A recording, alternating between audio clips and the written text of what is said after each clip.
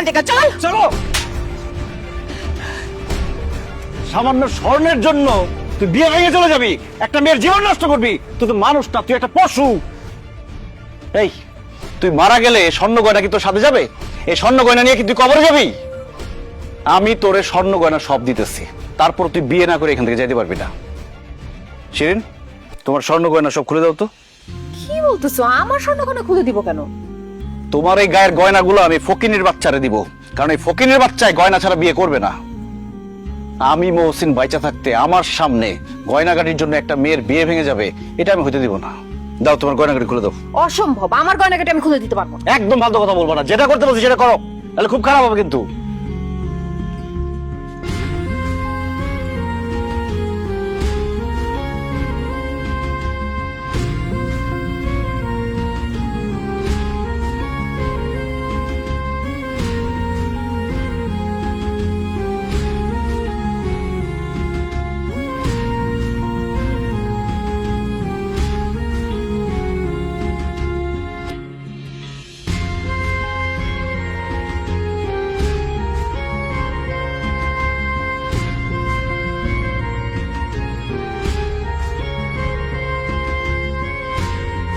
এই স্বর্ণ গয়না এখন শিউলির বিয়ে করতে কোনো আপত্তি আছে? স্বর্ণ অলঙ্কার যখন পাইছি তখন আর আমার এই বিয়াতে আপত্তি নাই, আমি রাজি। আমার ওই বিয়াতে আর কোনো আপত্তি নাই। একটা কথা মনে রাখিস, আমি মহসিন আমার বউয়ের গয়না খুলে আমি তোরে দিছি। বিয়ের পরে যদি শিউলি কোনো কমপ্লেন তার বাবার কাছে করে, তোর একদম জানে মেরে ফেলাম, আর তোর মারে কিন্তু আমি গাইরা ফেলাম একদম। কাজী সাহেব বিয়ে পড়ার। মহসিন বাবা, তোমার ঋণ আমি কিভাবে শোধ করবো বাবা? তুমি আজকে আমার মান সম্মান বাঁচাইল না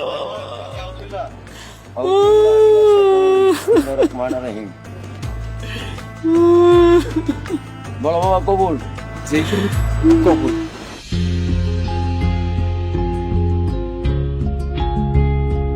জামাই বাবাজি, তোমার আমি শেষবারের মতো জিজ্ঞেস করতেছি, তুমি কি এইসব পাগলামি বন্ধ করবা? কি পাগলামি করলাম যে পাগলামি বন্ধ করব? কি পাগলামি করছো তুমি জানো না? হ্যাঁ, মানুষের প্রতি তোমার এত দয়া কেন? তুমি তো পারলে তোমার বাড়ি ঘর সবকিছু মানুষকে দিয়ে দাও। তোমার বউ আবার মেয়ে, তার গায়ের থেকে গহনা খুলে তুমি আরেকজনকে দিয়ে দিছো। কিন্তু সুস্থ মানুষ এগুলো করতে পারে? আব্বা, গহনাগুলো না দিলে মেয়েটার বিয়ে ভেঙে যেত, মেয়েটার জীবনে একটা কলঙ্ক লাগতো, তার সারাটা জীবন নষ্ট হয়ে যেত। মেয়েটার বাবার মান সম্মান যাইতো, দুঃখ কষ্টে মেয়েটার বাবা মারা যেতে পারতো, এমনকি মেয়েটা আত্মহত্যাও করতে পারতো।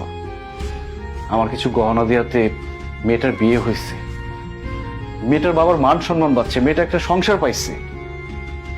আপনার তো আমাকে ধন্যবাদ দেওয়ার কথা, তা না বলে উল্টা আপনি বলতেছেন আমি পাগলামি করতেছি। অবশ্যই তুমি পাগলামি করতেছো, তুমি একটা আস্ত পাগল। কি বললো শিরিন?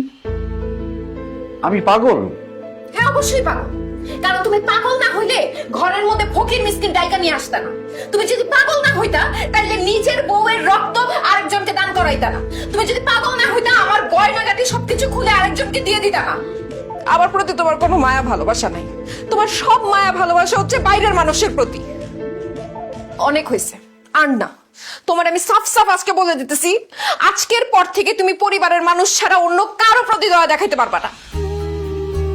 অন্য কারো মানুষকে উপকার করতে পারবা না, অন্য কারো বিপদ আসলে ওখানে ছুটেও যাইতে পারবা না। নিজেকে নিয়ে থাকবা, নিজের বউ নিয়ে থাকবা, নিজের পরিবার নিয়ে থাকবা। আমার মেয়ে ঠিক কথাই বলছে। বিয়ে শাদির আগে যা করছো করছো, এখন বিয়ে করছো, তোমার বউ আছে, সংসার আছে। বউয়ের কথা ভাববা, সংসারের কথা ভাববা, অন্যের চিন্তা বাদ দাও। আমাকে মাফ করবেন আম্মা, মানুষের চিন্তা আমি বাদ দিতে পারবো না। আমি যতদিন বেঁচে আছি আমার সাধ্যমতো মানুষকে সাহায্য করবই, কারো বিপদ দেখলে আমি এগিয়ে যাবই। তুমিও কান খুলে শুনে রাখো, আমি তোমার সাথে সংসার করব না। ঠিক আছে, তোমার যা খুশি তুমি তাই করো, কিন্তু মানুষের বিপদে এই মহসিন এগিয়ে যাবেই। ঠিক আছে, তাহলে তুমি মানুষকে নিয়েই থাকো। আমার মেয়েকে তোমার কি দরকার? আমার মেয়ে ঠিকই বলছে, তুমি আসলেই একটা পাগল, আর একটা পাগলের সাথে আমার মেয়ে সংসার করুক সেইটা আমি চাই না। তুমি এখন থেকে মানুষকে নিয়েই থাকো, তোমার বউয়ের দরকার নাই। আমি এই মুহূর্তে আমার মেয়েকে সাথে করে নিয়ে যাব। মাসিরিন, আয় চল আমাদের সাথে আয়।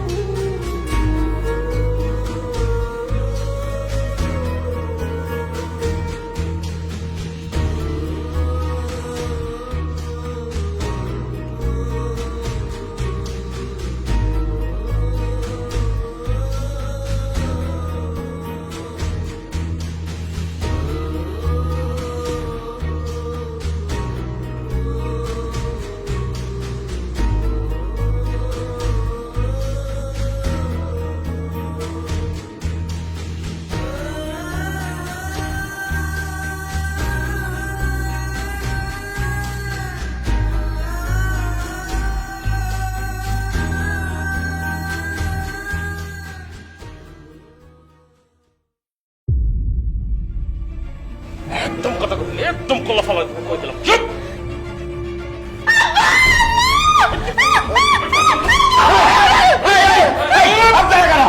আমার বাড়িতে কেন হচ্ছেন?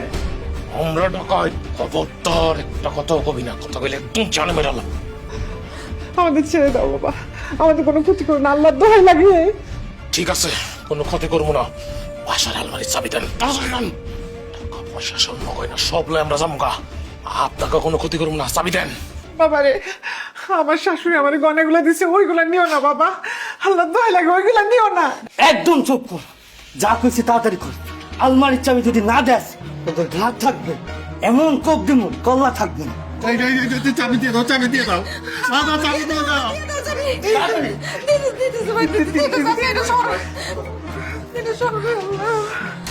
তুই সেটা যাই, তুই সেটা আলমারির ভিতরে চাবিটা লইলে আমি আসছি এনে। চুপ!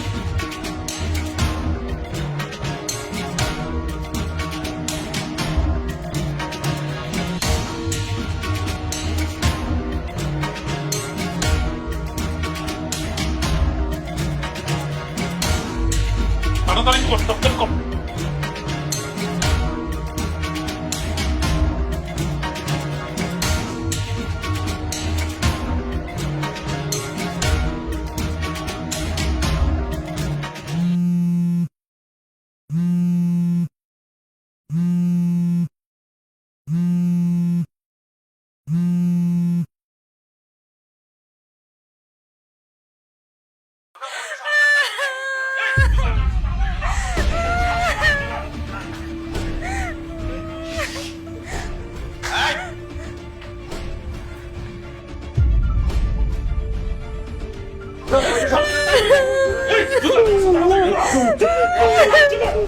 এখনো কান্নাকাটি একদম ঠিক।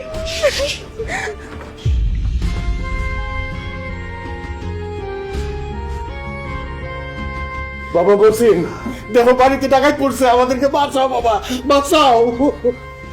এই, তুই এক লাইসে জগরে বাঁচাইতে, তোরে বাঁচাইবো কেন? হ্যাঁ, আমি একলা আসি নাই। এক লাইস নি কাটি লিস।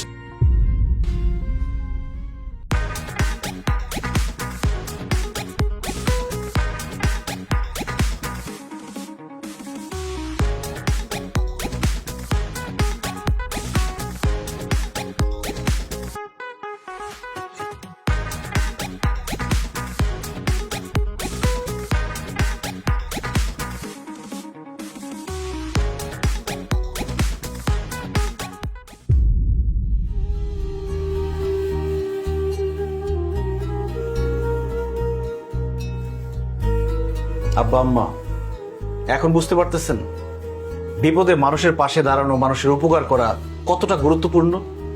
আজকে যদি এই মানুষগুলো আপনাদের বিপদে আপনাদের পাশে এসে না দাঁড়াইতো, তাহলে ডাকাতেরা সারা জীবন আপনি যে কষ্ট করে উপার্জন করছেন, যা আয় করছেন, সবকিছু নিয়ে যেত। এমনকি যাওয়ার আগে আপনাদের তিনজনকে এখানে মেরে ফেলতে পারত। শুধু এই মানুষগুলো আপনাদের পাশে এসে দাঁড়াইছে বলে আপনারা প্রাণে বেঁচে গেছেন। আপনাদের অর্থ সম্পদ সহি সালামতে আছে। শিরিন, তুমি আমাকে বলছিলে আমি নাকি পাগল, এই জন্য আমি মানুষের বিপদে ঝাঁপায় পড়ি, তাদের উপকার করি। আমি পাগল না শিরিন, আমি সুস্থ স্বাভাবিক মানুষ। আমি কেন মানুষের উপকার করি জানো? আমার বাবা মা খুব গরিব ছিল, কোনোদিন আমাকে 2 বেলা পেট ভরে খাওয়াইতে পারে নাই। আমার একটা বোন ছিল, টাকার অভাবে ভালো পাত্রের কাছে আমার বোনের বিয়ে দিতে পারে নাই, এই জন্য একটা নেশাখোরের কাছে বিয়ে দিছিল। সে নেশাখোরটা টাকার জন্য আমার বোনকে অত্যাচার করতে করতে মেরে ফেলছে। আমার বড় বোন মারা যাওয়ার পর আমার বাবা মা যখন তার লাশটা দেখলো, তারপর আমার বাবা মা অসুস্থ হয়ে যায়। আমি তাদের কোনো চিকিৎসা করাইতে পারি নাই, খাবারের ব্যবস্থা করতে পারি নাই। টাকার অভাবে আমার চোখের সামনে আমার বাবা মা ধুকে ধুকে বিনা চিকিৎসায় মারা গেছে। সেদিন আমার বাবা মায়ের লাশের সামনে দাঁড়ায় আমি মনে মনে প্রতিজ্ঞা করি, আমার যদি কখনো টাকা হয়, আমার চোখের সামনে বিনা চিকিৎসায় আমি কাউকে মরে যেতে দিব না, কোনো মানুষকে আমি না খেয়ে থাকতে দিব না, কোনো বোনকে টাকার জন্য তার বিয়ে ভাঙতে দিব না। যেখানে যার বিপদ দেখব সেখানে তার পাশে গিয়ে দাঁড়াবো। শিরিন, তুমি শুধু একা ভালো থাকলে চলবে না, তোমার আশেপাশের মানুষগুলো ভালো আছে কিনা সেটাও দেখতে হবে। তুমি শুধু একা পেট ভরে খেলে চলবে না, তোমার আশেপাশের মানুষগুলো দুমুঠো খেতে পারছে কিনা সেটাও দেখতে হবে। আমাদের সমাজের বড় লোকরা যদি গরিবদের পাশে গিয়ে দাঁড়াতো, তাদের দুমুঠো খাবারের ব্যবস্থা করে দিত, তাহলে এই সমাজে এই দেশের কোনো মানুষের দুঃখ কষ্ট থাকতো না, কোনো অভাব থাকতো না। না খেয়ে একটা মানুষও মারা যেত না, বিনা চিকিৎসায় কেউ মারা যেত না। দেশের মধ্যে চুরি, ডাকাতি, ছিনতাইকারী সহ সব ধরনের অপরাধ কমে যেত। কারণ মানুষ জন্ম থেকে চোর, ডাকাত, ছিনতাইকারী হয়ে জন্মায় না। তার অভাব, তার পরিস্থিতি তাকে চোর বানায়, ডাকাত বানায়। আব্বা, আজকে যে আপনার বাসায় ডাকাতি করতে আসছিল, আপনার কি মনে হয় তারা সবাই ডাকাত? তারা ডাকাত না, তারা অভাবী, তারা বেকার, তারা কোনো কাজকর্ম পায় না, তারা পেটের দায়ে ডাকাতি করতে আসছিল। তাদের সন্তানের মুখে 2 বেলা খাবার তুলে দেওয়ার জন্য ডাকাতি করতে আসছিল। অথচ যাদের টাকা আছে তারা যদি এই মানুষদের খোঁজ নিত, তাদের কাজের ব্যবস্থা করে দিত, এরা কিন্তু ডাকাতি করতে আসতো না।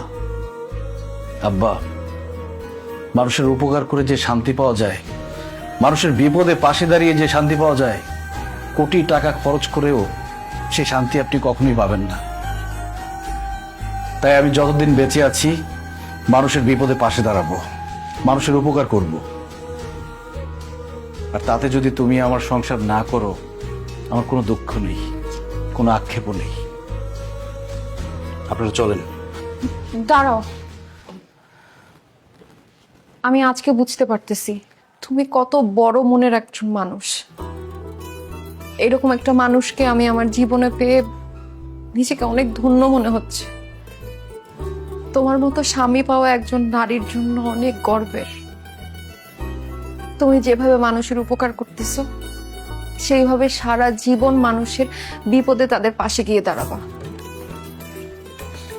আমি তোমাকে আর বাধা দেব না। আর আমি তোমার পাশে আছি।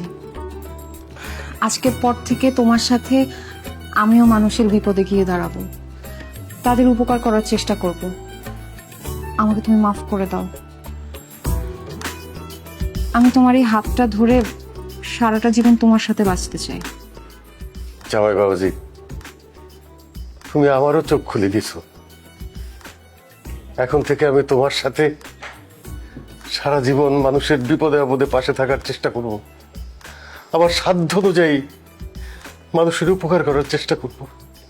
আমি তোমার কথা দিতেছি। ধন্যবাদ আব্বা। বাবা, আমার অনেক বড় ভুল হয়ে গেছে। আমি না বুঝে তোমার অনেক খারাপ খারাপ কথা বলছি। আমারে মাফ করে দিও। তুমি এত মহৎ কাজ করতেছো, তুমি মহান একজন মানুষ, এটা আমি আগে বুঝতে পারি। আম্মা, আপনাদের কারোর প্রতি আমার কোনো রাগ অভিমান নাই। তবে যদি পারেন, যার যার জায়গা থেকে সবাই মানুষের উপকার করবেন। একটা কথা কি, একা ভালো থাকার মধ্যে, সুখে থাকার মধ্যে কোনো বাহাদুরি নেই, বরং সবাই মিলে ভালো থাকাই আসল সুখ। এই জন্যই তো কবি বলেছেন, সকলের তরে সকলে আমরা।